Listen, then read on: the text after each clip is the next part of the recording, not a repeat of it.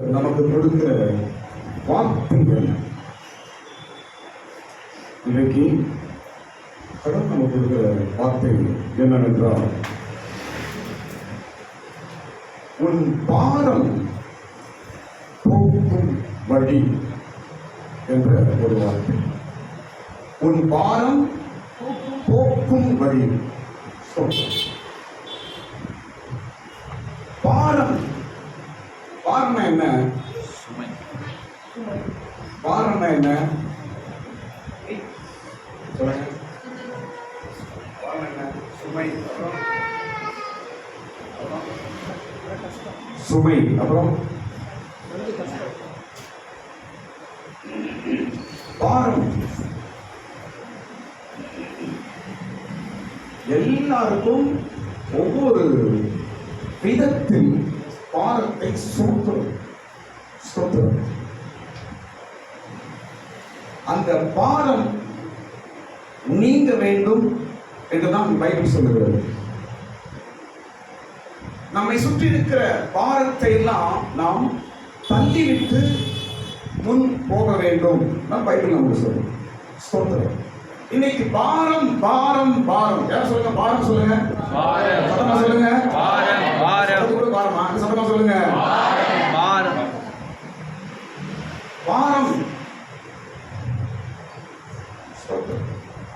இந்த பாரம் நீங்கும் வழி என்ன என்றும், இந்த பாரம் நம்ம பாரத்தை உண்டாக்கும் வழி என்ன என்றும் நாம் சொல்லிட்டு நாம் முடிக்க போறோம். ஸ்தோத்திரம். எது நமக்கு பாரத்தை உண்டாக்குறது என்று சொல்ல போறேன். எப்படி இந்த பாரத்தை நாம் தள்ளிட்டு வெளியே வர்றது என்று நான் சொல்ல போறேன். அதற்கு முன்பாக ஒரு விஷயம் சொல்றேன், கவனிங்க. பாரம் என்பது மனிதனுக்கு மிகவும் ஆபத்தானது. பாரம் என்பது மனிதனுக்கு மிகவும் ஆபத்தான ஒன்று. நாம் நினைக்கிறோம் குடும்ப பாரம், அந்த பாரம், பிள்ளைகள் பாரம், பணப்பிரச்சனை பாரம் என்று, சுமை என்று நாம் நினைக்கிறோம். ஸ்தோத்திரம்.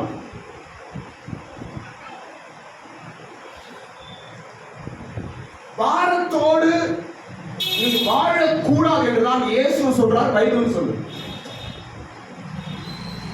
அப்படின்னா பாரம் நீங்குகிற வழி உண்டு.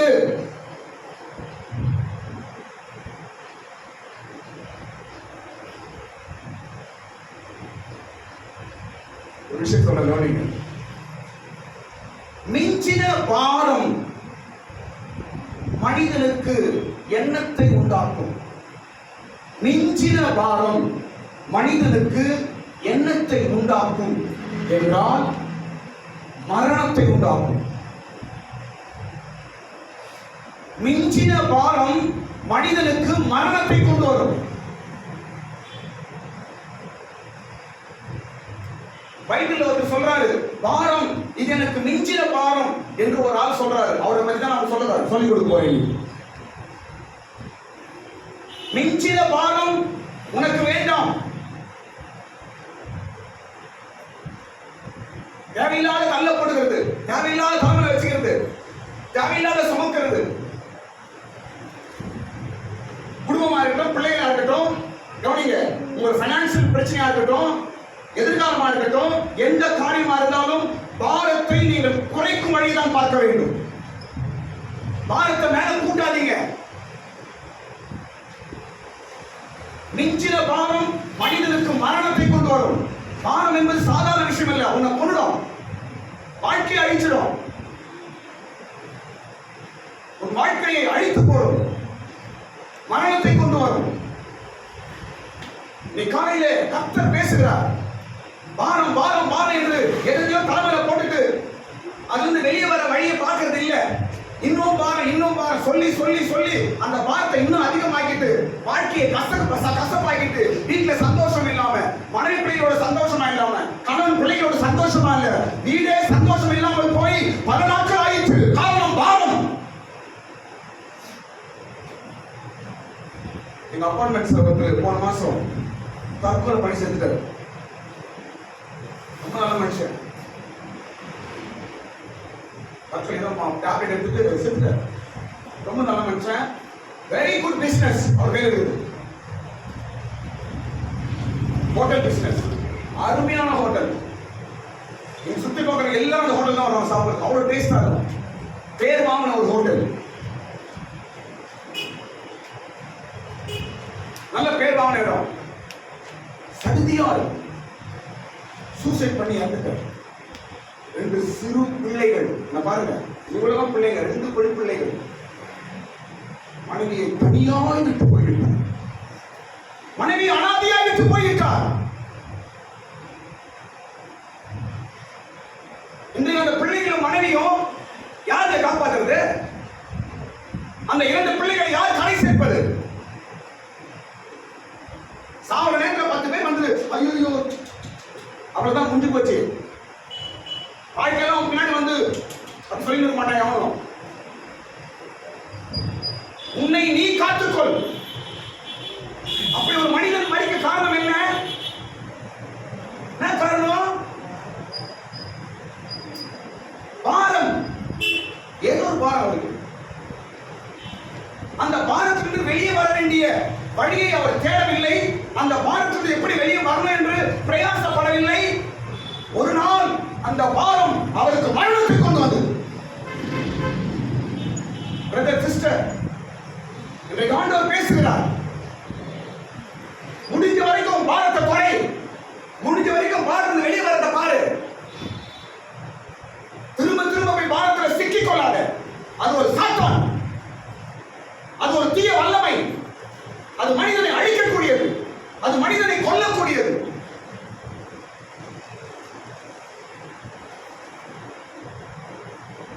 பாரம் மனிதனை கொல்லக்கூடியது.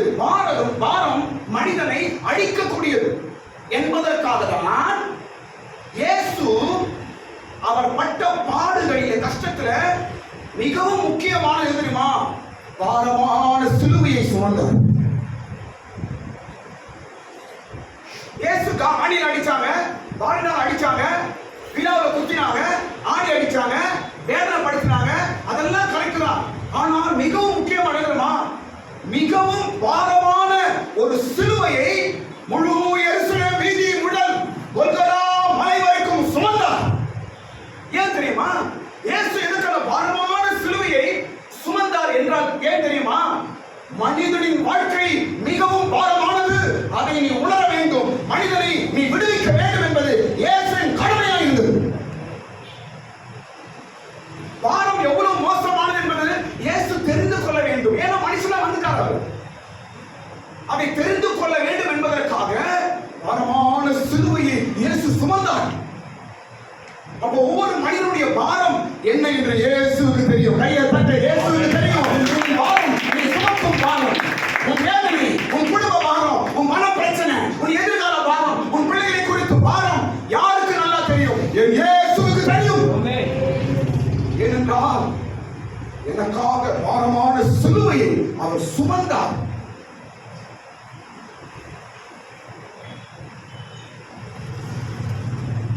பாரமே என்ன பாருங்க, பாரமே இல்லாத ஒரே வாழ்க்கை கிறிஸ்துவ வாழ்க்கை. நான் நிச்சயமா சொல்றேன், பாரமே இல்லாத ஒரு வாழ்க்கை இந்த உலகத்தில் ஒன்று உண்டு என்றால் அது கிறிஸ்துவ வாழ்க்கை தான்.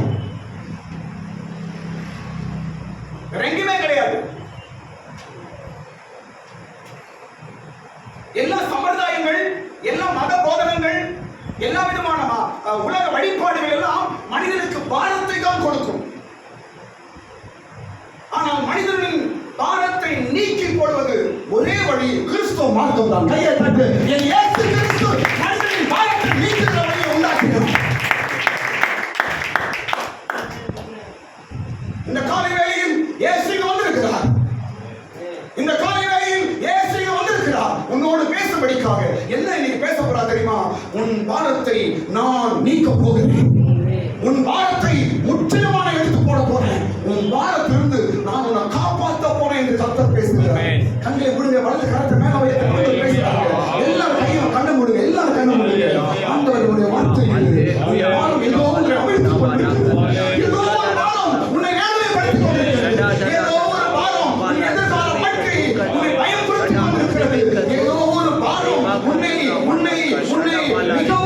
மிகவும் கண்ணீருக்குள்ளே கொண்டு போய் கொண்டிருக்கிறது. அந்த பாரத்திலிருந்து இயேசு விடுதலையாக்கப் போகிறார். நிச்சயமாய் அந்த பாரம் உன்னுடைய பாரம் அல்ல, அது இயேசுவின் பாரம். ஹல்லேலூயா. பாரமில்லாத வாழ்க்கை இயேசு கிறிஸ்துவின் வாழ்க்கை தான். 3 வசனம் சொல்றேன், எழுதி வச்சு வீட்டுல படிக்க வேண்டாம். பைபிள்ல 3 வசனம் எழுதியிருக்கிறது. பாரமில்லாத வாழ்க்கை இயேசுவின் வாழ்க்கை. நிறைய விஷயம் பைபிள் இருக்குது. 3 விஷயம் சொல்றேன், கவனிங்க. முதலாவது, வருத்தப்பட்டு பாரம் சுமக்கிறவர்களே எல்லோரும் என்னிடத்தில் வாருங்கள், நான் உங்களுக்கு இளைப்பாறுதலை தருவேன் என்று ஆண்டவராகிய இயேசு கிறிஸ்து இந்த உலகத்தை பார்த்து கூவி அழைக்கிறார். இயேசு கிறிஸ்து ஒருவர்தான் மனிதனுக்கு பாரமில்லாத வாழ்க்கையை கொடுக்க முடியும். ஏனென்றால் நம்முடைய பாரங்கள் எல்லாம் கொல்கத்தாவிலே சுமந்து தீர்க்கப்பட்டது.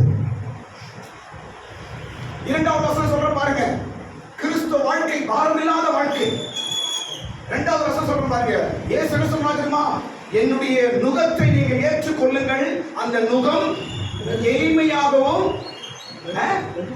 லகுவாயும் இருக்கும் என்று இயேசு சொன்னார். அதை வீட்டுல படிங்க.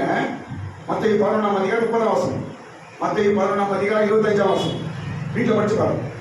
3வது வார்த்தை சொல்ற பாருங்க. முதலாவது, இயேசு பாரத்தை நீக்குகிறவர்.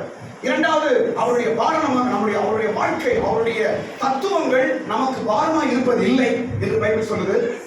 3வது, அவருடைய கற்பனைகள் நமக்கு பாரம் இல்லை என்றுதான் பைபிள் சொல்லுது. ஸ்தோத்திரம். 1 யோவான் 5ஆம் அதிகாரம் 3ஆம் வசனம், அவருடைய கற்பனைகள் பாரமே இல்லை.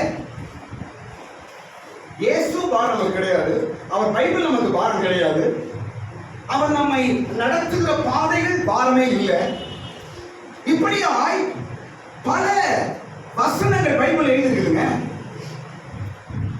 நான் தெளிவாய் சொல்ல முடியும், இந்த உலகத்தில் பாரம் இல்லாமல்,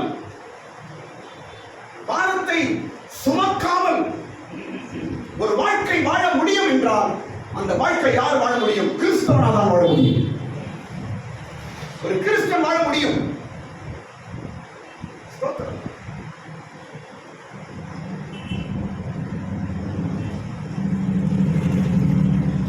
இப்போ அடுத்த விஷயம் நான் போறேன். நமக்கு பாரத்தை உண்டாக்கும் காரியங்கள் எது? ஒரு 5 விஷயம் நான் சொல்றேன் பாருங்க. நமக்கு பாரத்தை உண்டாக்கும் காரியங்கள் எது? நமக்கு பாரத்தை உண்டாக்குகிறது? உங்களுக்கு நிறைய விஷயம் நீங்க சொல்லுவீங்க, ஆனா பைபிள் சம்பந்தப்பட்ட என்ன சொல்றது சில விஷயம் நான் சொல்றேன் பாருங்க. எது நமக்கு பாரத்தை உண்டாக்குகிறது? இன்னைக்கு பாரம் பாரம் பாரம் பாரம். சரியா சோறு சாப்பிடுறது இல்ல, வீட்டுல சரியா பேசுறது இல்ல, டைம் ஸ்பெண்ட் பண்றது இல்ல, சந்தோஷமா இருக்கிறது இல்ல, மனைவி பிள்ளைகிட்ட பேசுறது இல்ல. காரணம் பாரம்.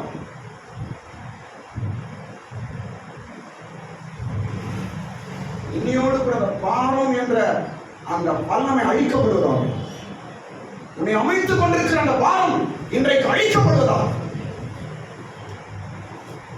உன்னை வழி தவறி கொண்டு போய் கொண்டிருக்கிற அந்த பாரம் அழிக்கப்படுவதாக, உன்னை கெடுத்துக் கொண்டிருக்கிற அந்த பாரம் அழிக்கப்படுவதாக. நிச்சயமாய் என் பாரம் நீங்கும். நிச்சயமாய் என் பாரம், என் பாரத்தில் நான் வெளியே வருவேன். நிச்சயமாய் என் பாரம் என் இயேசு விடுவிப்பார். ஒரு நம்பிக்கையோடு இருந்து போக. உன் பாரம் உன்னை கொல்லாதபடிக்கு காத்துக்கொள்ளும். உன் பாரம் உன்னை அழிக்காதபடிக்கு காத்துக்கொள்ளும். பாரம் பாரம் பாரம். நம்ம வியாதியாகி நம்ம செத்து வீட்டுல சந்தோஷம் இல்லாம அப்புறம் என்ன பாரம்? அது எதுக்கு அந்த பாரம்? உன்னை கெடுக்குது, உன் வாழ்க்கையை கெடுக்குது, குடும்பத்தை கெடுக்குது, உன் குடும்பத்தின் சந்தோஷத்தை கெடுக்கிறது என்றால் அந்த பாரம் என்ன பாரம்? சாத்தானின் பாரம். கடவுள் குடும்பத்தை கெடுப்பாரா? கடவுள் சாகடிப்பாரா? கடவுள் நிம்மதியை கெடுப்பாரா? கடவுள் சந்தோஷத்தை கெடுப்பாரா? கடவுள் உங்க வீட்டில் இருக்கிற யூனிட்டி, உங்க குடும்ப ஐக்கியத்தை கெடுப்பாரா கடவுள்? நோ. அப்போ ஏதோ ஒரு பாரம் உன் குடும்பத்தை கெடுக்கிறது என்றால் தீய சக்தி தான். ஆமென். ஒரு சாத்தானின் வல்லமை தான் உன் குடும்பத்தை கெடுத்துக் கொண்டிருக்கிறது.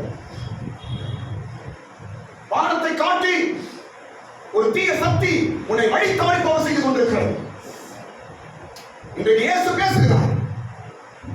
அல்லேலூயா. நமக்கு பாரத்தை உண்டாக்கும் ஒரு 5 விஷயங்கள் நான் சொல்றேன். நம்பர் 1, முதலாவது காரியம், எது நமக்கு பாரத்தை உண்டாக்குறது என்றால், கவனியுங்கள். இந்த சப்ஜெக்ட் எங்க பேச போறோம்? எல்லாம் என்னாகும் 11ஆம் அதிகாரம் எடுத்துக்கொள்ளுங்க. அங்க நான் பேச போறேன். என்னாகும் புஸ்தகம் 11ஆம் அதிகாரத்தை எல்லாம் எடுத்து வைத்துக் கொள்ளுங்க. இது எனக்கு மிஞ்சின பாரம், இது எனக்கு பாரமா இருக்கிறது என்று சொன்ன ஒரு நபர், அவன்தான் மோசே. மோசே என்ற ஒரு மனிதன் வேத புத்தகத்துல இந்த வாழ்க்கை, இந்த காரியம் எனக்கு பாரமா இருக்கிறது என்று சொன்னான். அவனுக்கு ஆண்டவர் உதவி செய்தார். அந்த சப்ஜெக்ட் தான் நான் சொல்ல போறேன். ஸ்தோத்திரம். இவன் தான் சொன்னான், மிஞ்சின பாரம் மரணத்தை கொண்டு வரும். நான் சொன்னல, அதே இந்த மோசே தான் சொல்றாரு, எனக்கு இது பாரமா இருக்கிறது, என்னை கொன்று போய்விடு, என்னை கொன்று போட்டுருங்க, என்னை எடுத்துருங்க அப்படின்னு சொல்றான். அதிகமாய் பாரம் இருக்கிறதுனால நான் செத்துறேன் அப்படின்னு சொல்றான் மோசே. ஏன் வாழ்க்கையில கஷ்டத்தை, ஏன் வாழ்க்கையில மரணம் சாவனையா நினைக்கிறோம்? நம்ம பாரம்.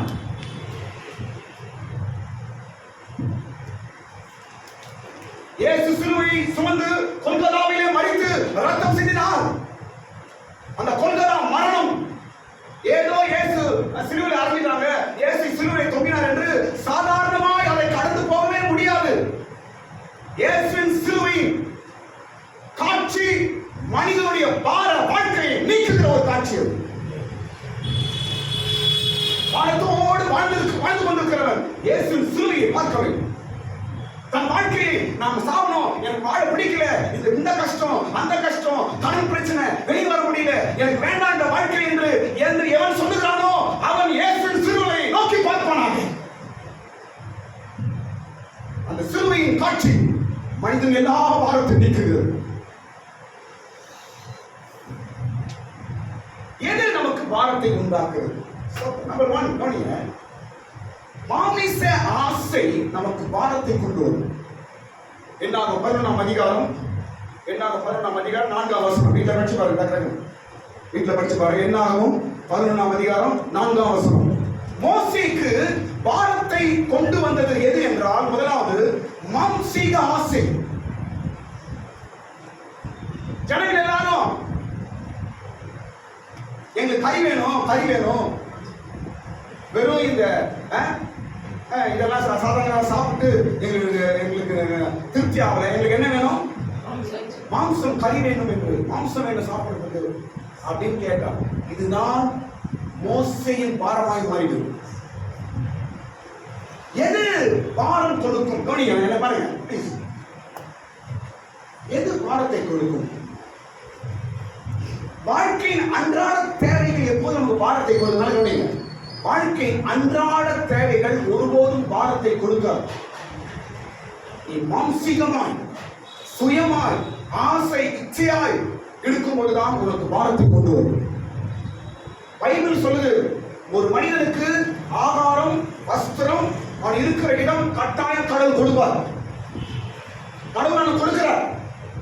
அதுக்கு அப்பாற்பட்டு மாம்சீகமா அவங்கள பார்த்து நான் வாழணும், இவங்கள பார்த்து எனக்கு இது வேணும், அவங்கள பார்த்து அது போல எனக்கு வேணும், அவங்கள பார்த்து நான் அப்படி வாழணும், அவங்கள பார்த்து எனக்கு இது வேணும் என்று கேட்கிறப்ப இதான் மாம்சம். இதுதான் பாரத்தை கொண்டு வரும். எப்படி நம்ம பாரத்தை சிக்கிறோம்? ஒரு மனுஷன் எப்படி தேவையில்லாத பாரத்தை மாற்றானா? மாம்சீக ஆசை. உனக்கு கத்தனை போக வச்சிருக்கிறாரா? சோதியா? உங்க பிள்ளைங்க பட்டினாங்களா? உங்க வீட்டுல எல்லாம் துணி இல்லாம சுத்துறாங்க. யாராவது பிள்ளைங்க வீடு இல்லாம இருக்கீங்களா? கடவுள் என்ன குறை வச்சிருக்காரு? அதை நம்ம பார்க்கறது இல்லையே. அப்பாற்பட்டு பார்ப்பதனால்தான் பாரம். புலி சூசி பில்லி வார்த்தை சொன்னாங்க. பாச நல்லா பேசுகிறார், வேற பாஷையில பேசுகிறார். புலி சூசி பில்லி ஏன் சொன்னாங்க? அம்மா చెప్పమ్మా வார்த்தை சொன்னாங்க. சூப்பர் டிரான்ஸ்லேஷன் உருவாக்கிட்டாங்க. நான் சொன்ன தமிழ் சொல்லிட்டேங்க. புளிய பார்த்து பூனை என்ன பண்ணா? சூடு போட்டுச்சு.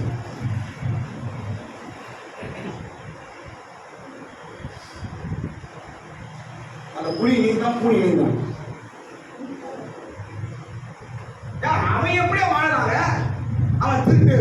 மறுபடியும் மோசம் பண்ணி ஏதோ வாழலாம். அதே போல எனக்கு வேணும், நானும் அப்படியே வாழணும், நான் அப்படியே அந்த புடவை கட்டணும், நான் அதே வீடு வேணும், அதே மாதிரி அவன மேல இருக்கணும். ஆனா வேற ஒன்று நினைக்கிறோமா, உன்ன போல வாழ வேற ஒருத்தன் பார்த்துக்கிறாங்க. எதுங்க பாரம்? ஏங்க எப்படிங்க மனுஷன் பாரத்துல மாட்டான்?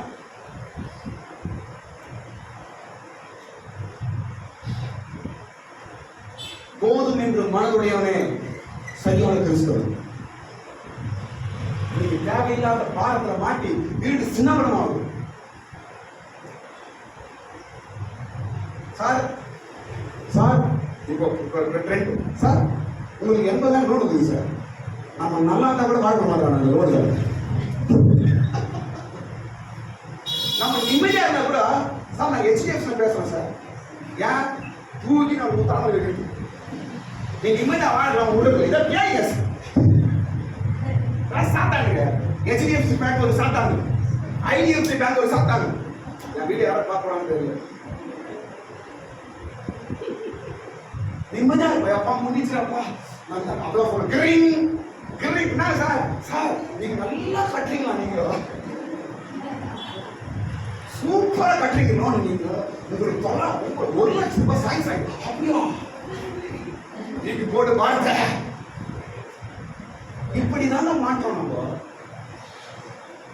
அம்மை ஆசை சாத்தானின் தந்திரம். கொஞ்சம் ஜாக்கிரதையா இருப்போம். பாரம் வேண்டாம் வேண்டி ஆண்டவர் பேசுகிறார். இரண்டாவது காரியம், ஏன் நாம் பாரத்தில் சிக்கிக் கொள்கிறோம்? எது நமக்கு பாரத்தை உண்டாக்குகிறது? இரண்டாவது விஷயம் சொல்ற பாருங்க. இரண்டாவது விஷயம் கவனிங்க, சீக்கிரம் டைம் ஆயிடுச்சு. இரண்டாவது விஷயம், எது நமக்கு பாரத்தை உண்டாக்குகிறது என்றால் கவனிங்க, வேதத்தை நீ புறக்கணிக்கும் போது உனக்கு பாரம் உண்டாகும். நீ பாரத்தில் சிக்குவாய். எதை புறக்கணிக்கும் போது? சொல்லுங்க. வேதம் பைபிளை நீ தள்ளி போடும்போது, புறக்கணிக்கும் போது நீ பாரத்தில் சிக்குவாய். எங்க படிக்கணும்னா அதே 11ஆம் அதிகாரம் 6ஆம் வசனம். என்னாகும் 11 எல்லாமே என்னாகும் நான் பேசுறதெல்லாம். என்னாகும் 11ஆம் அதிகாரம் 6ஆம் வசனத்தில் எழுதப்பட்டிருக்கு. என்ன தெரியுமா? இந்த மன்னாவை சாப்பிட்டு சாப்பிட்டு எங்களுக்கு போர் அடிச்சிச்சு, எங்களுக்கு இந்த மன்னா வேண்டாம் என்று சொன்னார்கள். இது மோசேக்கு பாரமாய் மாறினது. மன்னா இது பைபிள் வார்த்தை. எந்த அளவுக்கு நீங்க பைபிளை தள்ளி போடுறீங்களோ அந்த அளவுக்கு நீங்கள் தேவையில்லாத பாரத்தில் சிக்குவீர்கள். மூன்றாவது காரியம், எது நமக்கு பாரத்தை கொண்டு வரும்? மூன்றாவது காரியம், அழுகை நமக்கு பாரத்தை கொண்டு வரும். எது? அழுகை. எங்கத்தான் அழுகுறது. பண்டாட்டி கண்ணீர் விட்டுச்சுன்னா அவதான் புருஷன் போய் 2 லட்சம் கடன் வாங்கிடுது. பண்டாட்டி கொஞ்சம் அழுதுச்சுன்னா போதும், புருஷன் போயிட்டு உடனே கடன் வாங்கிடுது. அழுகை அழுகை பாரத்தை அதிகரிக்கும். அழுகை என்பது நிறைய அர்த்தங்கள் நான் சொல்றேன், அழுகை தப்பு கிடையாது. ஆனா அழுகை என்பது சில விஷயங்கள்ல அது ஒரு இயலாமையை காட்டுகிறது. அழுகையை நிறுத்தி தைரியமான வார்த்தைகளை பேசுது. எப்போ பார்த்தா நம்ம புருஷன் வீட்டு வந்தா கொண்டா அழுது, நான் இந்த வாழ்க்கப்பட்டோம் அந்த மூக்க சிந்தி சிந்தி சிந்தி கண்ணீர் வருதா இல்ல மூக்க சிந்தது அழுது அழுது உனக்கு வாழ்க்கப்பட்டோம், உனக்கு வாழ்க்கை எனக்கு அது இல்லை இது இல்லை இது இதில் என்னங்க பாரத்துல மாட்டி விடுற வழி. மனைவிமார்கள் கணவனுக்கு தைரியமான வார்த்தை சொல்லுங்க. மனைவிமார்கள் கணவனுக்கு நல்ல உற்சாகமான தைரியமான வார்த்தைகளை சொல்லி அவங்களுக்கு தைரியத்தை உண்டாக்குங்க. அழுகை பாரத்தை உண்டாக்கும். அழுகை பாரத்தை கொண்டு வரும். எல்லாத்தோக்கும் அழுதுட்டு இருக்காத. பிரச்சனைகளா உடனே ஆண்டவரை நோக்கி பார். உன் அழுகை பாரத்தை கொண்டு வரும் குடும்பத்துல. மோசே கிட்ட வந்து ஜனங்க அழுறாங்க. இந்த அதிகாரத்தை வீட்டுல படிச்சு பாருங்க. மோசே கிட்ட வந்து ஜனங்க அழுறாங்க. அது மோசேக்கு பிடிக்கல. மோசேக்கு பாரமாய் மாறிடுச்சு. 4வது காரியம், எது நமக்கு பாரத்தை கொண்டு வருகிறது? நான்காவது காரியம் சொன்ன பார்த்தீங்கன்னா, நான்காவது முறுமுறுப்பது பாரத்தை கொண்டு வரும். முறுமுறுப்பது அப்படின்னா என்ன சொல்லுங்க? முறுமுறுப்பது அப்படின்னா என்ன தெரியும், ஆனா வெளியே வரமாட்டேங்குது. எல்லாம் தெரியும். முறுமுறுப்பது என்ன அர்த்தம் என்னங்க? வாய்ப்பிலே பேசு. நீ சொல்ற வாய்ப்பிலே பேசு, வாய்ப்பிலே பேசு. குணுகுத்தாரு சங்குடு குணுகுடு குணுகுடு இட்ல விட்டு அந்த ஆயிடுது. முறுமுறுப்புனாவே பாவனா தெளிவா பேசுறது இல்ல. புருஷன் ஆள் இருப்பார், பொண்டாட்டியே கிச்சன்ல பேசிருக்கோம், யார்கிட்ட பேசணும்னு தெரியல. வீட்டுக்காரர் கிச்சன்ல வெளியே போயிருப்பாரு, பெட்ல இருப்பாருங்க. ஆனா பொண்டாட்டி எங்க பேசிருக்கோம்? கிச்சன்ல. யாரு கிளாஸ் கரண்டி கூட தேசா கூட கடாய் கூட பேசிடும். என்னது முறுமுறுப்பது குணுகுடு. எதா இருந்தாலும் தெளிவா பேசுங்க, ஓப்பனா பேசுங்க. நம்ம பேசுற பொன்னில இருந்தா அவன் வரணும். இவைக்கு என்னத்தை உண்டாக்குறது? நான் மெயின் சப்ஜெக்ட் பேசுறேன். எது நினைக்கிறீங்க? முறுமுறுப்பு மனசுல வச்சுக்கிட்டு வெளியே பேசுறது இல்ல, புருஷன்கிட்ட உண்மையை சொல்றது இல்ல, ஓப்பனா பேசுறது இல்ல, உனக்குள்ளேயே தூங்கும்போது ராத்திரி பேசு, தானே பேசு, பைத்து முடிச்சு. இவைகள் எல்லாம் உன் பாரத்தை அதிகரிக்கிறது. ஓப்பனா பேசு, ஓப்பனா பேச புருஷன்கிட்ட, ஓப்பனா பேச மனைவி கிட்ட. யாருக்கு பேச போயிட்டு சரி, யாருமே இல்லைன்னா சோத்து பார்த்து பேசு. குமார் சொல்றாரு, சோத்து பார்த்து ஜோம் பண்ணுறது, சோத்து பார்த்து பேசு.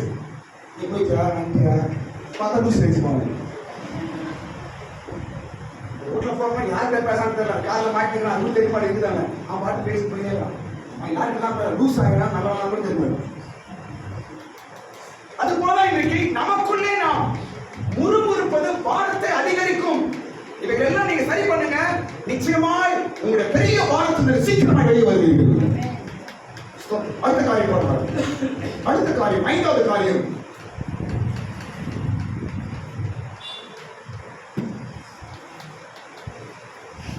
ஐந்தாவது காரியம் சொல்ல பாருங்க. எது நம்முடைய பாரத்தை அதிகரிக்கும் என்றால் ஒரே ஆளே கஷ்டப்படும் பொழுது பாரம் அதிகரிக்கும். ஒரே ஆளே கஷ்டப்படும் பொழுது பாரம் அதிகரிக்கும். அதான் இங்க மோசேக்கு வந்த பாரம். நான் ஒருவனே என்னால முடியல அப்படின்னு மோசே சொல்றான். நான் ஒருவனே பாரத்தை சுமக்கிறேன், நான் ஒண்டியா சுமக்கிறேன், இது பாரமா இருக்குது என்று மோசே பேசுகிறார். அப்ப எது பாரத்தை உண்டாக்குறது? ஒரு ஆளே சுமப்பது. ஷேரிங் வேணும். என்ன வேணும்? எங்களுக்கு தெரிஞ்ச ஒரே ஷேர் Facebookல ஷேர் பண்றாங்க, அதான் தெரியும். பாஸ்டர் ஷேர் பண்ணுங்க, கமெண்ட் பண்ணுங்க, லைக் பண்ணுங்க. இந்த ஷேர் பாஸ்டர் உங்களுக்கு எப்படி உருப்படும்? தெரிய வேண்டிய ஷேர் தெரியல. நீங்க என்ன ஷேர் பண்ணுங்க, கமெண்ட் பண்ணுங்க, அதுக்கப்புறங்க பெல் அமுக்குங்க, சைக்கிள் அமுக்குங்க தான் சொல்லிக்கிறோம். இதான் பிரயோஜனம். எது உண்மையான ஷேர்? எது ஷேர்? எதை ஷேர் பண்ணணும்? மனைவியாக இருக்கட்டும், தனியா ஒரு பார்வை சுமக்க கூடாது. கணவனாக இருக்கட்டும், தனியா பார்வை சுமக்க கூடாது. அது மிகவும் ஆபத்து. கட்டாயம் நீங்க ஷேர் பண்ணணும், ஷேர் பண்ணிக்க வேண்டும். ஸ்தோத்திரம். ஷேர் பண்ணி பாருங்க, அந்த பாரங்கள் நீங்க ஷேர் பண்ணாதனால தான் பாரம் அதிகரிக்கிறது. அன்றைக்கு வரத நீ இது எப்படி இது உன ஷேர் பண்றதுனால உனக்கு கஷ்டத்திலும் நானே காரணம் நினைச்சிருக்கேன்.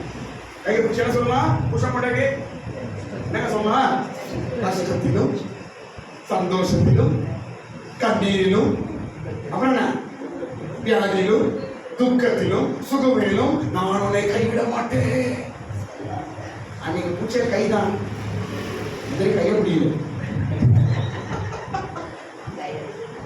எங்கங்க ஷேரு? எப்படிங்க பாரம்? ஏன் பாரம்? சில குடும்பத்துல மனைவிமார்கள் கணவனுக்கு குடும்பத்தில் சொல்ல முடியாமல் தனக்குள்ளே வைத்து வேதனைப்படுகிற குடும்பங்கள் உண்டு. தெரியுமா உங்களுக்கு? மனைவி என்ன கஷ்டப்படுறது புருஷன் ஒண்ணுமே தெரியாது. மனைவி எந்த வேதனை உள்ள வைத்திருக்கணும் புருஷனுக்கு தெரியாது. இது என்ன குடும்பம்?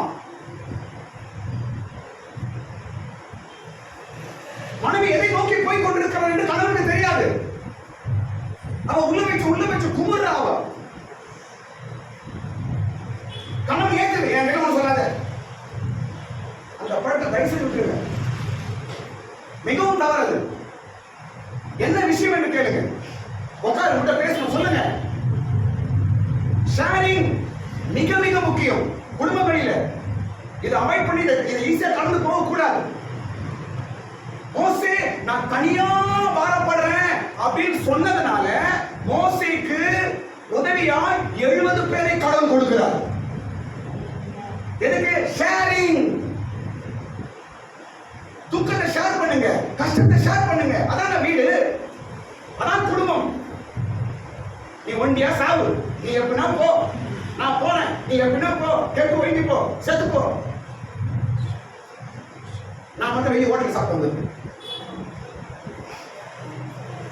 நான் மட்டும் வெளியே போயிட்டு ஹோட்டல்ல சாப்பிட்டு வந்துடுவேன். ஹோட்டல் சாப்பிட்டு என்ன பண்ணுது? இதெல்லாம் குடும்பமா? அப்படி ஒரு குடும்பம் வீட்டில் தயவுசெய்து பைபிள் வைக்காது. பக்கத்துக்கு கொடுத்துருங்க பைபிள். ஷேரிங் இல்லை என்றால் பாரம் அதிகரிக்கும். நான் முன்னாடி சொல்லிட்டேன், பாரம் என்று சாதாரணம் எடுக்காதீங்க. ஒரு நாள் உன்னை கொன்று போட்டு, ஒரு நாள் உன் குடும்பத்தை அழிக்கும். இன்றைக்கு ஆண்டவர் அந்த பாரத்தின் நீக்கும்படி நம்மோடு பேசிக் கொண்டிருக்கிறார். அல்லேலூயா. அடுத்த காரியம், சீக்கிரம் போயிடுறேன். அடுத்த காரியம், எப்படி இந்த பாரத்தில் நாம் வெளியே வருவது? ஒரு 6 விஷயம் நான் சொல்றேன், சீக்கிரம் முடிச்சு. எப்படி இந்த பாரத்திலிருந்து நாம் வெளியே வருவது? எல்லாம் இங்கதான் எழுதிருக்கு. மோசேக்கு கடவுள் செய்த காரியங்கள் தான் நான் சொல்றேன். ஸ்தோத்திரம். நான் பாரமா இருக்கிறேன் என்று ஒரு தேவ பிள்ளை சொன்னா கடவுள் உடனே இறங்குறார். ஆமென். நான் பாரமா இருக்கிறேன், எனக்கு பாரமா இருக்கிறது என்று நீ சொல்வாய் என்றால் கடவுள் உடனே உனக்கு இறங்குகிறார். ஏன்னா அவனுக்கு தெரியும் பாரம் எப்படிப்பட்டது, பாரம் எப்படிப்பட்டது என்று இயேசுவுக்கு தெரியும். அதனால் உடனே இறங்கி நமக்கு உதவி செய்கிறார். ஆமென் சொல்லுங்க. ஆமென். மோசே இங்கு பாரம் என்று சொன்னான், உடனே கர்த்தர் இறங்கி அவனுக்கு உதவி செய்தார். ஸ்தோத்திரம். இந்த காலை வேளையில் உங்களுடைய பாரத்தின் சத்தம் பரலோகத்தில் எட்டி இருக்கிறது. உன்னுடைய ஜெபம் பரலோகத்தில் எட்டி இருக்கிறது. உன் பாரத்தின் வேதனை, உன் பாரத்தின் கூக்குரல் ஒருவேளை மனுஷனுக்கு சொல்ல முடியாம, ஆண்டவரே இந்த பாரம் எனக்கு மிகவும் கஷ்டமா இருக்கிறது என்று நீ சொன்ன வார்த்தை பரலோகத்தில் எட்டி இருக்கிறது. கர்த்தர் உனக்கு உதவி செய்யும்படி இருக்கிறார். ஆமென். உன்னை கைவிடாத தேவன், உன் கலக்கத்துக்கு எழுதுகிற தேவன், உனக்கு உதவி செய்யும் தேவன் ஒருவர் உண்டு. தைரியமாயிரு, கலங்காத. கர்த்தர் மேல் பாரத்தை வைத்துவிடு, கலங்கி நிற்காத. பாரத்தை எடுத்துக்கொள்ள ஒரு தேவன் உண்டு. உன் பாரத்தை எடுத்து அவர் மீது வைத்துக் கொள்ள ஒரு தேவன் உண்டு. பாரத்தை நீக்குகிற கர்த்தரை விட கர்த்தர். எல்லாம் கையை தட்டுங்க, எல்லாம் காரியங்களை தட்டுங்க. என் தேவன் என் பாரத்தை நீக்குகிறார். கையை தட்டு சொல்ல மாட்டேன். என் தேவன் என் பாரத்தை நீக்குகிறார். பாரத்தை நீக்கும் 6 வழிகள். முதல் காரியம், பாரம் நீங்கும்படிக்கு அதே என்னாகும் 11ஆம் அதிகாரத்துல 11ஆம் வசனம் படிக்கும் பொழுது, என்னாகவும் 11ஆம் அதிகாரம் 11ஆம் வசனம் படிக்கும் பொழுது எழுதி வச்சு வீட்டில் படிங்க. என்ன வார்த்தை என்றால், பாரம் நீங்கும் முதல் வழி என்னவென்றால் கிருபை. எல்லாம் சொல்லுங்க, கிருபை. சொல்லுங்க, நல்ல வார்த்தைகள்.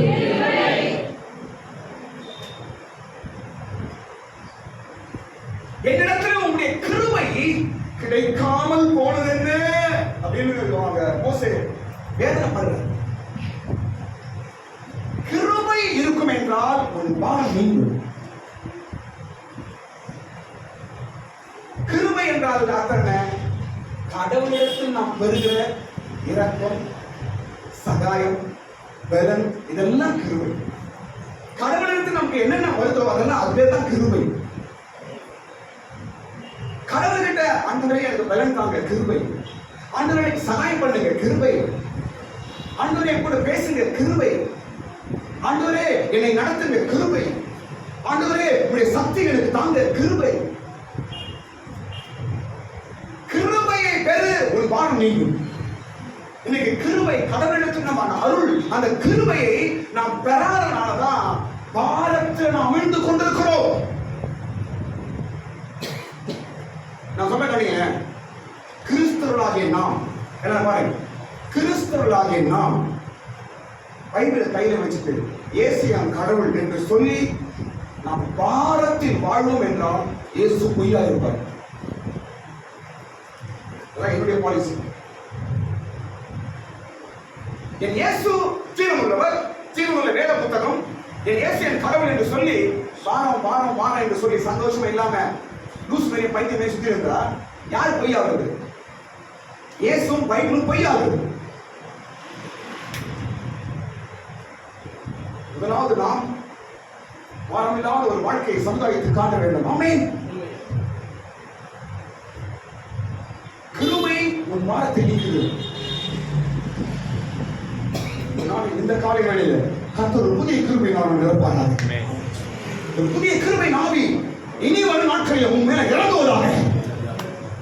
வாரத்தில் அமிழ்த்துக் கொண்டிருக்கிற பயத்தை உண்டாக்கி வாழ்த்து ஏன் வாழணும்?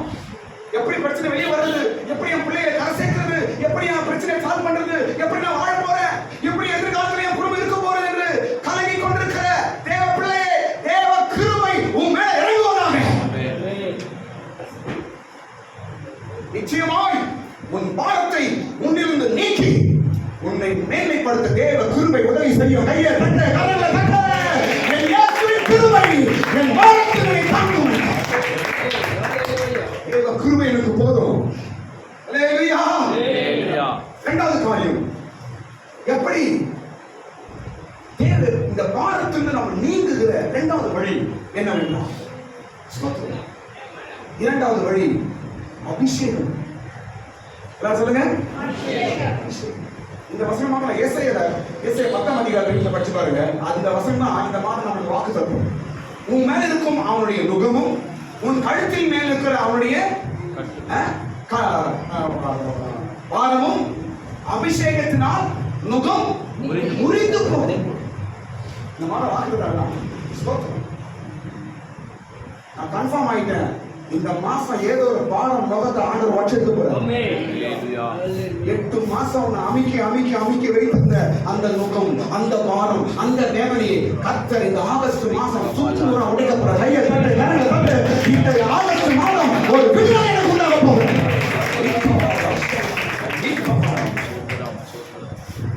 அபிஷேகம் நம்முடைய பாரத்தை நீக்கும். வர்ஷிப் பண்றோம், ஆராதனை வந்து பாட்டை பாடு, கையை தட்டி, தேவனை துதித்து, அந்நிய பாஷைகளை பேசி தேவனை ஆராதிக்கிறோம். என்ன நடக்கிறது? தேவ பிரசன்னம் அபிஷேகம் நம்ம இறங்குது. அந்த அபிஷேகம் என்ன செய்கிறது? நம்முடைய பாரத்திலிருந்து நம்மை விடுதலை செய்கிறது. பாரமான யாவற்றையும் நமக்கு ஒரு விடுதலை கொடுப்பது தேவனுடைய அபிஷேகம். ஹல்லேலூயா.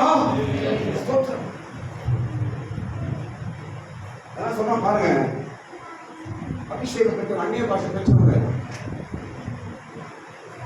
மற்றவங்க ரொம்ப மாதிரியா இருக்கணும். நீ பேசுற பாஷை கிடையாது, ஒவ்வொன்றும் தேவனோடு பேசுகிற வார்த்தைகள். அந்நிய பாஷை என்ன? தேவ தூதர்கள் பேசும் பாஷை. அதை கர்த்தர் கொடுத்துருக்க. எந்த அளவுக்கு நீ பேசுகிறாயோ அந்த அளவுக்கு இந்த உலகத்தின் பாரம் உன் மீது நிற்காது.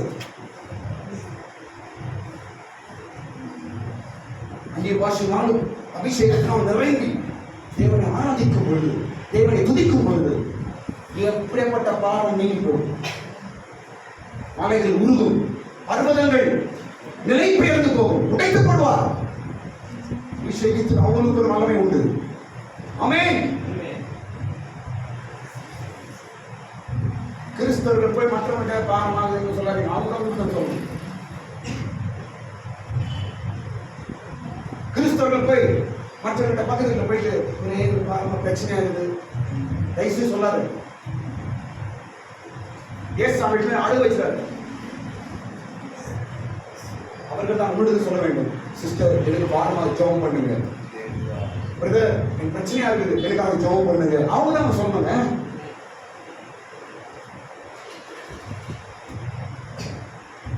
எல்லாம் சத்தியத்தை தேடியும் உண்மையை தேடி தான் வர வேண்டும். உண்மை டூப்ளிகேட்டை தேடி போவாது. ஆமென். மூன்றாவது காரியம் கவனிங்க. மூன்றாவது காரியம், நம்முடைய பாரம் நீங்கும். மூன்றாவது காரியம் எல்லாம் மோசே தவறு பண்றாரு.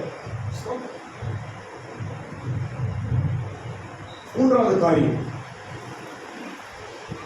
நம்முடைய பாரம் நீங்கும். மூன்றாவது காரியம் நான் சொல்ல கவனிங்க. ஃபெலோஷிப். சொல்லுங்க. என்னென்ன? ஐக்கியம். ஐக்கியம் மிக முக்கியம். மோசே தனியா இருந்தால்தான் பாரமா இருந்தது. அவனுக்கு 70 பேரை கூட கொடுத்தார். ஒரு ஃபெலோஷிப்பை அவனுக்கு ஏற்படுத்தினார். அவன் பாசிட்டிவ். ஆமென். சூப்பர்ல. ஃபெலோஷிப் மிக மிக முக்கியம்.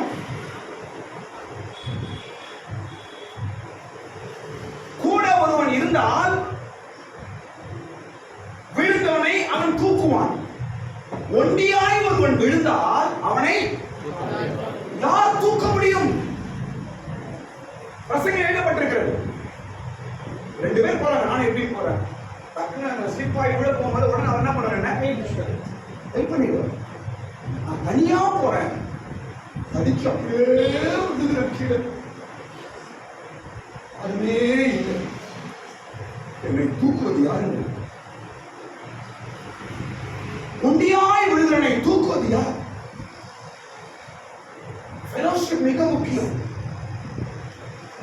உங்களுக்கு ஒரு ஃபெலோஷிப்பை ஏற்படுத்துங்க. மோசேக்கு கர்த்தர் 70 பேரை கூட்டி கொடுத்தார். 70 பேர் அவனுக்கு ஒரு ஃபெலோஷிப், ஒரு ஐக்கியமாய் கர்த்தர் அவனுக்கு ஏற்படுத்தி கொடுத்தார். அவன் பாரம் நீங்கும்படிக்கு. ஆமென். எதுக்கு கர்த்தர் சபையை கொடுக்கிறார்? எதுக்கு கர்த்தர் ஒரு ஐக்கியத்தை கொடுக்கிறார்? எதுக்கு கர்த்தர் ஒரு ஃபெலோஷிப்பை கொடுக்கிறார்? உன் பாரம் நீங்கும்படிக்கு. ஒருவர் பாரம் ஒருவர் கலாச்சாரத்தில் படிக்கிறோம். ஒருவர் பார் ஒருவரை ஒருவர் சுமக்கும்படி. ஃபெலோஷிப்பா இருங்க. ஜாலியா இருக்காதீங்க. தெரியுமா? ஃபெலோஷிப்பா இருந்து பாருங்க. ஒரு இதயம் ஃப்ரீயா இருக்கும். அனுபவத்துல பேசுறேன். சாத்தான் எப்பவுமே சேர விட மாட்டான். தனியா இருக்கணும். ஸ்தோத்திரம். யூதாச கன்னியாகுமரி கூட்டு போயிட்டான். யாரை கூட்டு போனா? சொல்லுங்க. யூதாச யாருக்கு கூட்டு போறான்? இயேசு கிட்ட இருந்தோம். அதுக்கப்புறம் சீஷர்களிடத்தில் இருந்தும் என்ன பண்றான்? அவனை தனியா கூட்டு போய் தூக்கு போட்டு சாவு. எப்படி சாவு?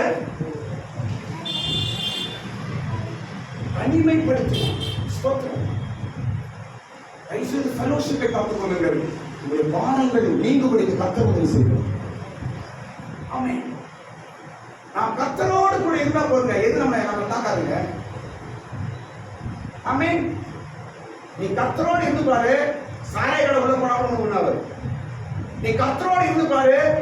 பயங்கரமான ஒரு இடத்துல போனாலும் ஒண்ணு பண்ணாவது.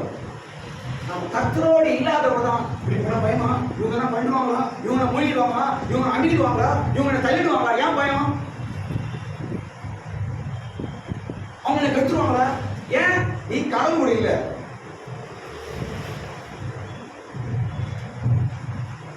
கடவுள் கூட இருந்து பாருங்க. உலகத்துக்குமானவங்களை சுற்ற வைப்பார். சோத்திரம். ஆமென். ஃபெலோஷிப் மிக முக்கியம். பாரம் நீங்கும்படிக்கு தான் கர்த்தர் ஃபெலோஷிப் கொடுத்திருக்கிறார். 70 பேரை கொடுத்திருக்கிறார் மோசேக்கு. அடுத்த காரியம் அடுத்த பாருங்க, நான்காவது காரியம் சீக்கிரம். நான்காவது காரியம், நம்முடைய பாரம் நீங்கும்படிக்கு, கவனிங்க, பாரம் நீங்கும்படிக்கு நமக்கு கடவுள் செய்த ஐந்தாவது காரியம் என்ன தெரியுமா? பாருங்க, நான்காவது காரியம், தேவன் பேச வேண்டும். என்ன வசனம் அது?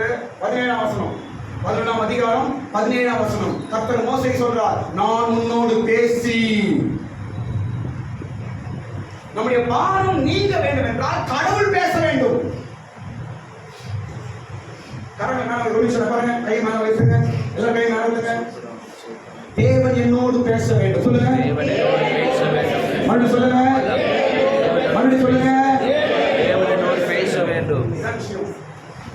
இப்போ பேசுவேன். இந்த சூழ்நிலையில் கர்த்தர் பேசுவார். யார் மூலமாக கர்த்தர் பேசுவார்? எந்த சந்தர்ப்பத்தில் கர்த்தர் பேசுவார்? தேவன் பேச வேண்டும் என்று அப்பப்போ சொல்லுங்க. நீங்க அந்த எவ்வளவு பேசுங்க, அந்த எவ்வளவு பேசணும் அப்படி மனசுல நீங்க அடிக்கடி அந்த வார்த்தையை சொல்லுங்க. கர்த்தர் பேசுவார் என்றால் பாரம் எல்லாம் ஒன்றுமே ஓடி போகும். சபையில கர்த்தர் பேசுகிறார், பாரம் நீங்கிச்சு. ஆமென். தேவ சத்தத்தை கேட்கிறோம், பாரம் நீங்குது. தேவ வார்த்தையை கேட்கிறோம், பாரம் நீங்குது. பாரத்தோடு வரோம், வெளியே போகும்போது சிரிச்சுட்டு பாரம் இல்லாமல் வெளியே போகிறோம். காரணம், கர்த்தர் பேசினார், என் தேவன் என்னோடு பேசுகிறார், பாரம் நீங்கிற்று. கர்த்தர் பேசாத வரைக்கும் நமக்கு பாரமாக தான் இருக்கும். கர்த்தர் நம்மோடு பேசாத வரைக்கும் நம்முடைய வாழ்க்கை பாரம், ஒவ்வொரு நாளும் பாரம், ஒவ்வொரு நிமிஷமும் பாரம், ஒவ்வொரு சூழ்நிலையும் பாரம், ஒவ்வொரு மனுஷனும் நமக்கு பாரமாக தெரியும். என் பொண்டாடி எடுத்து பாரம், என் பிள்ளைங்க எடுத்து பாரம், என் வீடு எடுத்து பாரம். ஏன் அப்படி சொல்ற? ஏன் அப்படி சொல்ற?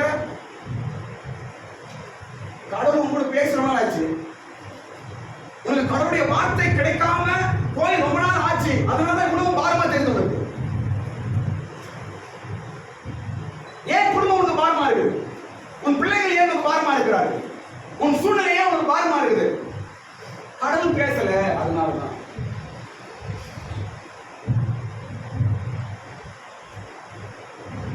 ஒவ்வொரு ஞாயிற்றுக்கிழமையும் தேவ வார்த்தை நிச்சயமாய் ஜனங்கள் கிடைக்கிறது என்று நான் வைராக்கியத்தோடு வருகிறேன்.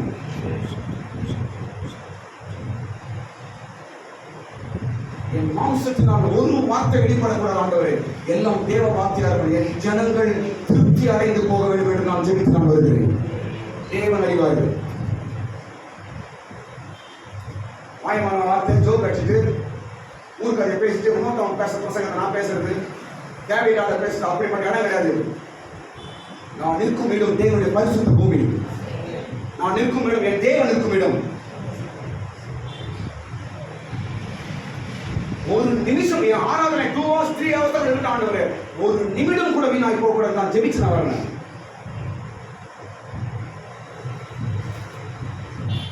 இன்றைக்கு நேரங்களை வீணாக்குறாரு. ஊர் கதையா பேசலாம். நான் அங்க போனேன், பைக்ல போனேன், இங்க பஸ்ல போனேன், சைக்கிள்ல போனேன், மோட்டார் பைக்ல போனேன். நீங்க பாஸ்டர் பேசுற பிரசங்கம் ஊர் கதைலாம் பேசலாமா? இது நான் இப்படி நான் அப்படி, நீங்க எப்படின்னா இது இங்கு தேவன் பேசும் இடம். இது பரிசுத்த ஸ்தலம், தேவ மகிமை இருக்கிற இடம், ஆண்டவர் பேசும் இடம். வீண் வார்த்தை பேசுற இடம் கிடையாது. உன்னை பத்தி பேசுற இடம் கிடையாது. உன்னை பத்தி பேசுற நடுவில் பேசு, ஒரு லூஸ் வச்சுப்பாங்க. அங்க பேசு. இங்க வந்து உன்னை பத்தி பேசுறது, உன் குடும்பத்தை பத்தி பேசுறது, உன் படிப்பு பத்தி, உன் பணத்தை பத்தி, நீ ஒரு பெரிய ஆள் பேசுறது இந்த இடம் கிடையாது. இந்த இடம் தேவன் பேசும் இடம். என்னுடைய அறிவு. ஆமென். கர்த்தர் பேசும்போது ஜனங்களுடைய பாரம் நீங்குகிறது. இதாங்க சத்தியம். ஏன் சபைக்கு வருகிறார்கள்? நான் கூட எதுக்கு வர ஆரம்பிக்கு?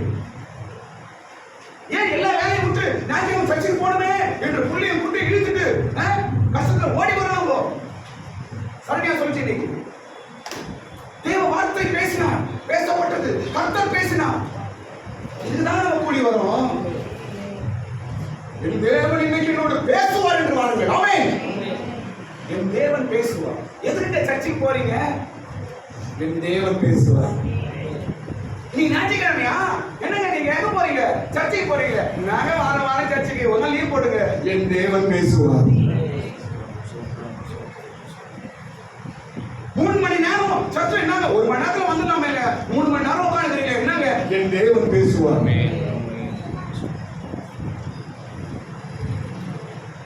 நான் சர்ச் கர்த்தர் பேசும்போது வாரம் நீக்கும்.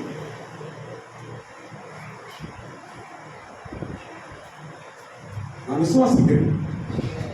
இந்த இடத்தில் தேவன் பேசுகிறார். தேவனுடைய வாரங்கள் நீக்கிக் கொண்டிருக்கிறார். இனி நீங்க போகிறது. சீக்கிரம் போயிடலாம். டைம் ஆயிடுச்சு. ஒரு 5 நிமிஷம் முடிச்சிருக்கேன். 5வது காரியம், நம் பாரம் நீங்கும்படி கர்த்தருடைய பாரத்தை எப்படி நீக்குகிறார்?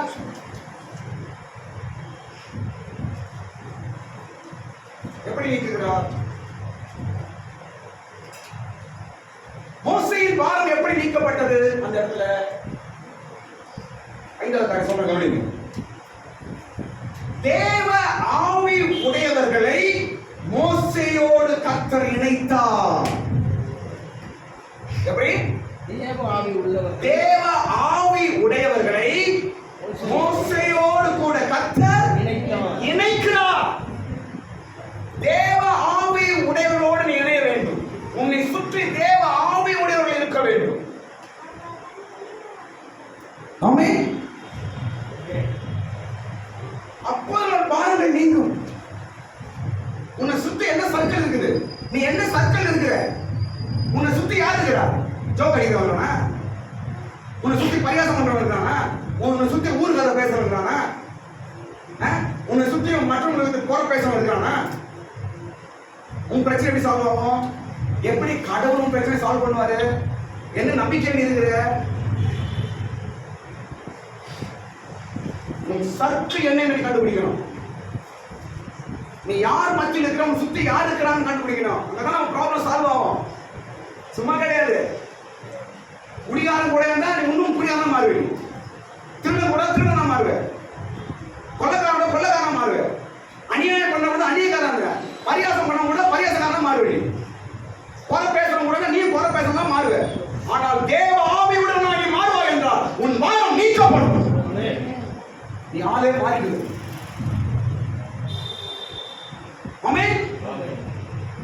மோசேயை சுற்றி தேவ ஆவி பெற்றவர்களை கர்த்தர் இணைத்தார். ஆமென். தேவ ஆவி பெற்றவர்களோடு நீங்கள் இணைய வேண்டும். ஸ்தோத்திரம்.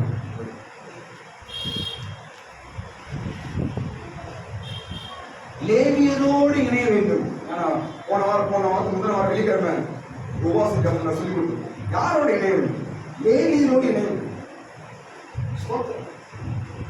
தேவ ஆவி உடையவர்களோடு நாம் இணைந்து அவர்களோடு கூட நாம் சேர்ந்து இருக்கும்போது நம்முடைய பாரம் நிச்சயமா நான் சொல்றேன். சகோதரன், நல்ல ஒரு சகோதரன் நான் பார்த்துருக்கிறேன்.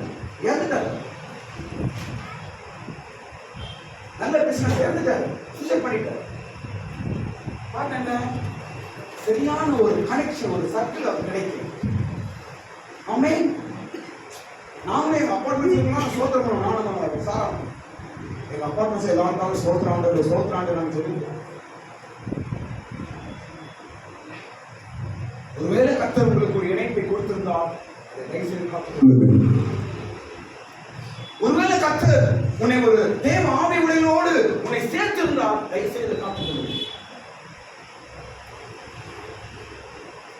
மோசே சொல்றாரு, ஆண்டவரே இந்த பாரம் அதிகமா இருக்குது, இந்த பாரம் என்னால முடியல என்று சொன்ன உடனே கர்த்தர் என்ன செய்யறாருமா? 70 பேரை கொண்டு வந்து அவங்க இணைக்கிறார். அவங்க யார்? அவங்க தேவ ஆவியை பெற்றவர்கள். கடவுளுடைய ஆவி பெற்றவர்கள் சேருங்க. தெய்வீகமா இருக்கிறவங்களோட சேருங்க. இல்லைன்னா ஃப்ரெண்ட்ஷிப் வேணா ஒரு மண்ணு வேணா தனியா இருக்க பிரச்சனை கிடையாது. ட்ரைனிங் எங்களுக்கு பாஸ்டர் சொல்லியிருப்பாங்க. ட்ரைனிங் அப்போ சின்ன சின்ன பசங்க 25 வயசு தான் நாங்கள் ட்ரைனிங் சொல்லியிருப்போம். தம்பி எந்த ஷிப்ல வேணா ஏறு, ஃப்ரெண்ட்ஷிப்ல ஏறாது. எந்த ஷிப்ல ஏறு, எந்த ஷிப்ல ஏறக்கூடாது? ஃப்ரெண்ட்ஷிப், அந்த ஷிப்ல ஏறாது, வேற ஷிப்ல ஏறு. இன்னும் என் மைண்ட் உட்காந்துச்சு. ஃப்ரெண்ட்ஷிப், தேவ ஆவியா அவர்களோட இணைந்தால் நீயும் கட்டப்படுவாய், உனக்கு பிரயோஜனம் உண்டாகும். ஸ்தோத்திரம். மோசேயை சுற்றி தேவ ஆவி உள்ள 70 பேரை கர்த்தர் இணைத்தார். அவன் வாரம் நீங்கிச்சு. கடைசி காரியம், 6வது காரியத்தில் முடிச்சது. 6வது காரியம் என்னவென்றால், பாருங்க, நம்முடைய பாரம் நீங்கும் படிக்கு, 6வது காரியம், நம்முடைய பாரம் நீங்கும் படிக்கு கர்த்தர் செய்த காரியங்கள், வரங்கள் கிரியை செய்ய வேண்டும். என்ன கிரியை செய்யணும்? அதே வசனம், அதே அதிகாரத்துல நீங்க படிச்சு பாருங்க. தேவ ஆவி இறங்கின உடனே அவங்க என்ன சொல்றாங்க? அவங்க என்ன பண்றாங்க? 70 பேர் என்ன பண்றாங்க? என்ன பண்றாங்க? படிக்கல பைபிள்ல. மோசே போய் 70 பேரை கொண்டு வர கர்த்தர் உட்காருமா, உட்கார். 70 பேர் கொண்டு வராரு. அவங்க மேல தேவ ஆவி இறங்குது. அவங்க என்ன பண்றாங்க? தீர்க்க தரிசனம் சொல்லுவாய் மாறுகிறார்கள். ஆமென். வரங்கள் நம்முடைய பாரங்களை நீக்கும். ஆவிக்குரிய வரங்கள் நம்முடைய பாரங்களை நீக்கும். ஒரு சபையில வரம் கிரியை செய்யணும், இல்ல நீங்க வரம் பெற்றவரா இருக்கணும். இதுதான் பாரங்களை நீக்கிற வழி. இல்லைன்னா சர்ச்சை வரமே போயிட்டு இருப்போம். ஆவிக்குரிய வரங்கள், முக்கியமாக தீர்க்க தரிசனங்கள் நம்முடைய பாரங்களை நீக்கும். ஆமென். ஒரு முறை ஒரு அப்பா பக்கா இந்து, அவங்க இயேசுவே தெரியாது. அவங்க கவனிங்க, இயேசுவே தெரியாது, முழு இந்து. பையன் தொலைஞ்சாரு, சின்ன வயசு பையன் தொலைஞ்சாரு. ரோடெல்லாம் தேடி போறாரு, என் புள்ளைய காணோம் அழுகுறாரு. எங்க போயிட்டான்னு தெரியலையே, வேற ஒரு ஊர்ல. சின்ன பையன் ரோடெல்லாம் தேடுறாரு. அப்படியே போயிட்டு இருக்கும்போது ஒரு சர்ச் இருக்குது. அவர் இந்து, சர்ச்சுல போக மாட்டார். இருந்தாலும் ஏதோ ஒரு மனசு வருது, இந்த சர்ச்சுக்குள்ள போ, இந்த சர்ச்சுக்குள்ள போ. உடனே அவங்க சர்ச்சுக்குள்ள வந்து அவர் பின்னாடி உட்காராரு. ஆள் பார்த்தா மொண்டாயிட்டு இந்து சகோதரன் பின்னாடி உட்கார்ந்து இருக்கிறார். ஏதோ ஆராதனை நடக்குது. அவர் ஒண்ணும் தெரியாது. எல்லாரும் தந்து பார்த்துக்கிறார். என் பிள்ளை கிடைக்கணுமே என்று தகப்பன் ஏகத்தோடு ஒரு இந்து சகோதரன் சர்ச்சில் உட்கார்ந்து இருக்கிறார். ஆராதனை நடக்குது. உடனே ஒரு தீர்க்க தரிசனம் உண்டாயிற்று.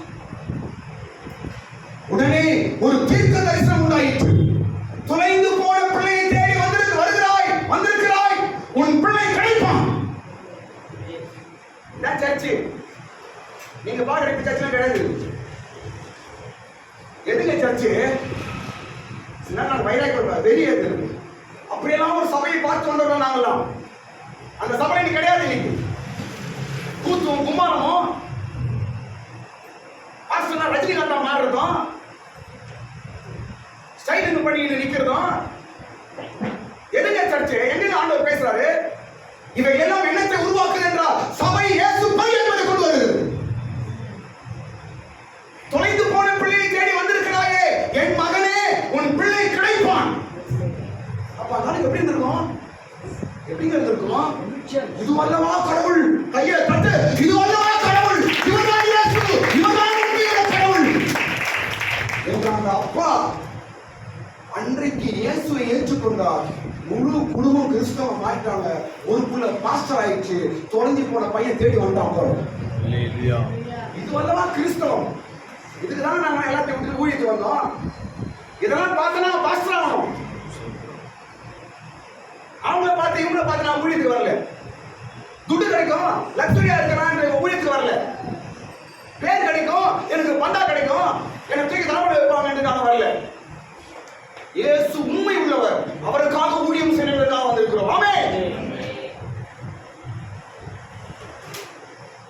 தீர்க்க தரிசனங்கள் சபையில் உண்டாக வேண்டும். தீர்க்க தரிசனங்கள் பாரத்தை நீக்கும். பாரத்தோடு உட்கார்றீங்க, தேவ வார்த்தை தெளிவாய் பேசுகிறது. உடனே நம்முடைய பாரம் என்ன ஆகுது? நீங்குகிறது. இப்படிலாம் கர்த்தர் வேலை செய்யறாங்க. இன்னைக்கு இதெல்லாம் முடியலாம். அப்படியே அன்னி பாஷா பேசாத, ஆவியில நிறைய என்ன பண்ணப்பா? அப்ப சர்ச்சை சுடுகாடாயிடு. சர்ச்சை என்ன ஆயிடு? சுடுகாடாயிடு. கூட்டி போச்சுக்காத என்னத்துக்கப்போ?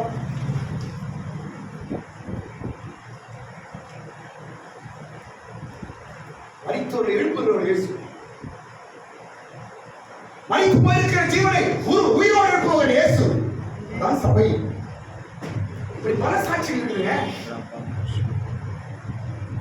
சாட்சிகள் இருக்கு. தீர்க்க தரிசனம் உருவாகிற இடம், பாரத்தை நீக்குகிற இடம்.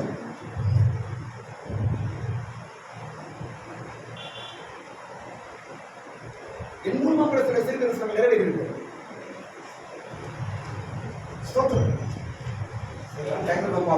அப்போ இங்க ஆறாவது காரியம், பாரம் நீங்கும் வழி எதுல சொல்லுங்க பாப்போம். ஆறாவது காரியம் வரங்கள் கிரியை செய்யும். ஒரு விஷயம் சொல்ல கவனிங்க. என்னாகும் 11ஆம் அதிகாரத்தில் தான் தேவனுடைய ஜனங்கள் முதலாக தீர்க்க தரிசனம் சொல்லுகிற இடமா இருக்கும் என்று நான் நினைக்கிறேன். அதுக்கு முன்னாடி ஜனங்கள் யாரும் தீர்க்க தரிசனம் சொன்னதே இல்ல. தீர்க்க தரிசனம் ஆபிரகாம் இருந்தாரு, மோசே கூட தீர்க்க தரிசனம். ஆனால் ஜனங்கள் தீர்க்க தரிசனம் சொல்லினார்கள் என்று முதல் படிப்பது என்ன அதெல்லாம் படிக்கிறோம். அப்ப என்ன அர்த்தம்? என்ன அர்த்தம்? என்ன ஜனங்களுடைய பாரங்கள் நீங்கும்படிக்கு கடவுள் தீர்க்க தரிசன வரங்களை சபையில வைக்கிறார். ஆமென். இதான் அர்த்தம். ஸ்தோத்திரம். தீர்க்க தரிசனம் வரங்கள் கிரியை செய்யும் போது பாருங்க, வரங்கள் கிரியை செய்யும் போது பாரங்கள் நீங்குகிறது. கடைசி வரைக்கும் நான் முடியும். எப்படி பாரத்தில் நீங்குவது என்று நான் படிச்சாச்சு. கடைசி ஒரு வார்த்தை வேற விஷயம் கவனிங்க. பாரங்கள் நீங்கினால்தான் அற்புதங்கள் நடக்கும். பாரங்கள் நீங்கினால்தான் அற்புதம் நடக்கும். அதே அதிகாரத்தில் இருக்குது. என்ன அற்புதம்? அவங்களுக்கு மாம்சம் வேண்டும். அதுக்கு கடவுள் எங்கிருந்து கொண்டு வருவார்? எவ்வளவு லட்சக்கணக்கான பேருக்கு எங்கிருந்து அவர்களுக்கு மாம்சம் கொண்டு வருவார் என்று மோசேக்கு தெரியாது. ஆனால் கர்த்தர் ஒரு காற்றை வீச பண்ணி காளைகளை கொண்டு வந்து விட செய்தார். லட்சக்கணக்கான ஜனங்கள் மாம்சம் புதிச்சார். இது ஒரு அற்புதம். இது எப்ப நடந்துச்சு? எப்ப நடந்துச்சு? மோசேயின் பாரம் நீங்கினதுக்கு பிறகு நடக்குது. எவ்வளவு காலம் வரைக்கும் பாரம் பார்த்திருப்பீங்களோ அது வரைக்கும் கர்த்தர் உங்க வாழ்க்கையில் அற்புதங்கள் செய்யவும் முடியாது. காடை எப்பொழுது வந்தது? மோசேயின் பாரம் நீங்கின பிற்பாடுதான் காடை வருகிறது. கர்த்தர் எப்பொழுது அற்புதம் செய்கிறார்? மோசேயின் பாரம் நீங்கின பிற்பாடுதான் அற்புதம் செய்கிறார். எனக்கு பாரம், எனக்கு பிரச்சனை, என் குடும்ப பிரச்சனை, அந்த பிரச்சனை, எத்தனை நாள் வரைக்கும் பிரச்சனை பாரத்தை சொல்லிக் கொண்டிருக்கிறாயோ அது வரைக்கும் வாழ்க்கையில் அற்புதத்தை பார்க்க முடியாது. மோசேயின் பாரம் சால்வ் பண்ண பிற்பாடுதான் காற்று வீசுகிறது. ஆமென். இதெல்லாம் சத்தியங்க. எந்த அற்புதம் செய்த கடவுள் பாரமா நினைக்காது. கர்த்தர் முதலாவது என் பாரத்தை நீக்குங்க, உமக்காக நான் மனப்பூர்வமாய் வாழ வேண்டும், செய்ய வேண்டும் என்று நீங்கள் செய்து ஒப்புக்கொடுங்க. அற்புதம் நடக்கும். என் பொண்ணாடி எனக்கு பாரம், என் பிள்ளைங்க எனக்கு பாரம், என் ஊர் எனக்கு பாரம், வீட்டு விட்டு காட்டு போயிடப்போம், குடும்பம் எனக்கு பாரம். வாழ்நாள் இருந்தா வாழ்நாள் வரைக்கும் பாரம் இருக்கும், பிரச்சனை இருக்கும். ஆனா அதுக்கு அடிமையா வாழக்கூடாது. நம்ம உலகத்தான் சொல்லலாம், ஆனா கிறிஸ்துவ நீ சொல்லக்கூடாது. ஸ்தோத்திரம். எல்லாரும் கண்களை மூடுங்க.